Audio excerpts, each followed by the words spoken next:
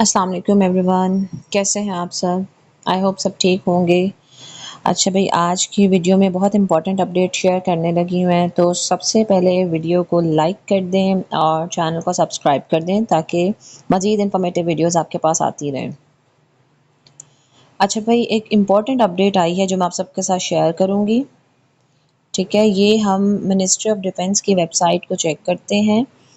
आप ministry of defence की website पर जाएं, वहाँ पर इम्पॉर्टेंट अनाउंसमेंट्स आई हुई हैं रिगार्डिंग योर सिलेबस। जिन कैंडिडेट्स ने एडी की पोस्ट के लिए अप्लाई किया हुआ है, ये उनके लिए बहुत इन्फॉर्मेटिव वीडियो है, तो आपने वीडियो को स्किप नहीं करना है, इसको लास्ट तक आपने देखना है। ठीक है, सब एस्पायरेंट्स जो हैं वो अलर्ट हो जाएं। अच्छा, यहाँ पर देखें, पहली अनाउंसमेंट है, दूसरी, तीसरी, चौथी और पांचवी। जो आपकी सेकंड नंबर वाली अनाउंसमेंट है ना, वो आपके काम की है। Instruction and syllabus for screening test BS 17 and 18। यहाँ पर हम क्लिक करेंगे फॉर डिटेल्स। तो जब आप क्लिक करते हैं, आप देखें कि आपके सामने सिलेबस की एक लिस्ट आ जाती है। हम इस सारे पॉइंट्स को वन बाय वन डिस्कस कर लेते हैं। तो जो इंस्ट्रक्शंस हैं वो क्या है कि टेंटेटिव डेट उन्होंने हमें दे दी है 11-12 अप्रैल को, प्लस ये कि नेगेटिव मार्किंग भी इसमें होगी। 0.25 मार्क्स डिडक्ट होगा हर एक रॉन्ग आंसर पर। ठीक है, तो इट मीन्स कि जो आपके ऑब्टेन नंबर होंगे उसमें से आपकी नेगेटिव मार्किंग होती चले जाएगी।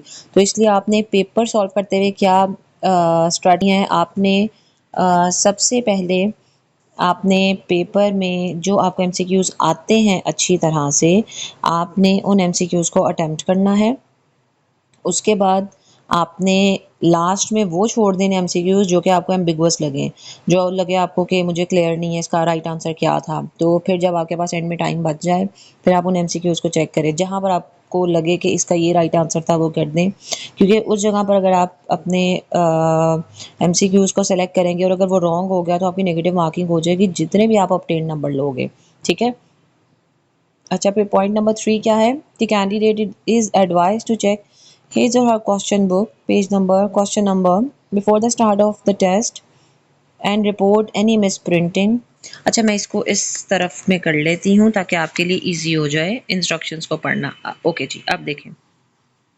Before the start of test और रिपोर्ट एनी मिस प्रिंटिंग। अगर कोई मिस प्रिंटिंग है, आपकी क्वेश्चन बुक का कोई इशू आ रहा है, फ़ौरन से रिपोर्ट कर दें बिफोर दिस कि आप पेपर स्टार्ट करें। फिर आपकी जो क्वेश्चन बुक है ना, वो चेंज नहीं होगी। ठीक है, पेज और question missing to the invigilation staff so that the book can be change. Ministry of defence will not be responsible for any such complaints reported after the start of paper. अगर आप paper start करने के बाद कहते हैं ना जी ये मसला हो गया है, तो कोई नहीं आपकी बात को सुनेगा। नंबर 4 का पॉइंट देखिए, do not open the seal until told to do so. जब तक आपको कहा ना जाए, आपने पेपर जो आपका पैक हुआ उसको खोलना नहीं है। No mobile phone, smart watch, electronic device, भाई कोई चीज़ अलाउड नहीं है, कुछ नहीं लेके जाना आपने। नो कैलकुलेटर और पर्सनल बिलोंगिंग, कैलकुलेटर वगैरह भी आपने नहीं लेकर जाना। सिंपल जो आपकी पेंसिल पेन होता है, आपने वो लेकर जाना है। आपने अटेंडेंस शीट को साइन करना है, आपने आंसर शीट को साइन करना है। जो क्वेश्चन बुक और आपको जो रफ शीट्स वगैरह मिलती हैं वो आप कलेक्ट कर लें at the end of the test. ठीक है, ताकि आप जो है अपना पेपर अच्छे से अटेम्प्ट कर सकें। अटेंडेंस शीट को आपने लाजमी साइन करना और बहुत ध्यान से जो आपकी जो आपको क्वेश्चन बुक दी गई है उस पर जो नंबर दिया होता है बहुत ध्यान से आपने लिखना है। ठीक है। अच्छा, पॉइंट 8 में आंसर शीट है आपकी क्वेश्चन बुक और जो आपकी रफ शीट्स वगैरह हैं वो आपने at the end of test collect करनी है। Instruction for filling the answer sheet can be found on the back of question book. तो आपको क्वेश्चन बुक मिलेगी, उसके लास्ट पेज पर आपको इंस्ट्रक्शन दी होंगी कि आंसर शीट किस तरह से आपने फिल करनी है। In case of any confusion, आपको कोई भी कन्फ्यूजन आ रही है, please get help from invigilation staff. वहाँ पर बहुत सारे इन्विजिलेटर्स होते हैं ड्यूटी पर, ठीक है, जो राउंड कर रहे होते हैं। आप उनसे पूछ लें आपको कोई भी कन्फ्यूजन है। कैंडिडेट मेकिंग फोटो और copy of the question paper और part of the same shall be treated as per law. भाई एज पर लॉ इनके रूल्स हैं कि आप फ़ोटो नहीं ले सकते हो पेपर की, क्वेश्चन पेपर की कॉपी नहीं अपने पास रख सकते हो, या इस तरह का कोई काम आपने नहीं करना। वैसे तो ऊपर लिख दिया गया है कि मोबाइल फ़ोन अलाउड नहीं है, फिर भी अगर किसी को दिल कर रहा है ज़्यादा मोबाइल लेके जाने का और उसने सोचा कि मैं पिक्चर बना लूँ, तो मैं आपको सिंपली बता रही हूँ आपका पेपर कैंसिल हो जाएगा। ठीक है, तो इतनी मेहनत करने का कोई फ़ायदा नहीं। As far as I know, her candidate जो है तकरीबन 1 माह से ज़्यादा हो गया है प्रिपरेशन कर रहा है, तो आपने ध्यान से पेपर करना है। Tearing pages for the from the book will result in cancellation of paper. Paper का कोई टुकड़ा, कोई साइड कॉर्नर फाड़ना नहीं है आपने। Candidates are not allowed to leave the centre until end of test. जब तक टेस्ट एंड नहीं हो जाता, आप लोगों को अलाउ नहीं किया जाएगा कि आप हॉल को छोड़कर बाहर चले जाएं। चलें अब सिलेबस को थोड़ा सा बात देख लेते हैं। अच्छा, ये एडी की डिफरेंट पोस्ट थी, ठीक है। तो जो वेटिंग वाला है उसमें आप चेक कर लें, उसके मार्क्स 200 है। उसका सिलेबस है GAT general.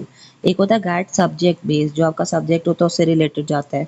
This is gate general, ठीक है। आप लोग गैट जनरल को भी चेक कर लें, उसमें क्या क्या कैटेगरीज होती हैं, किस किस तरह के क्वेश्चन आ सकते हैं।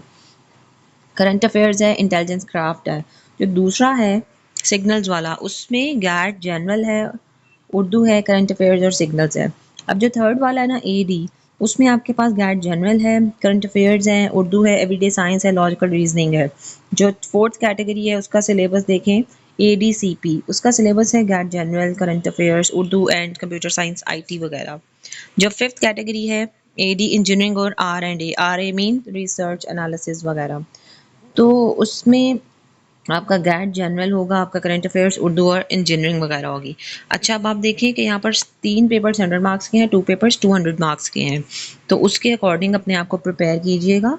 लाइक जो डिवीजन बनी हुई है 40% इतना होता है, 40% इसका होगा, 50% 20% 30%।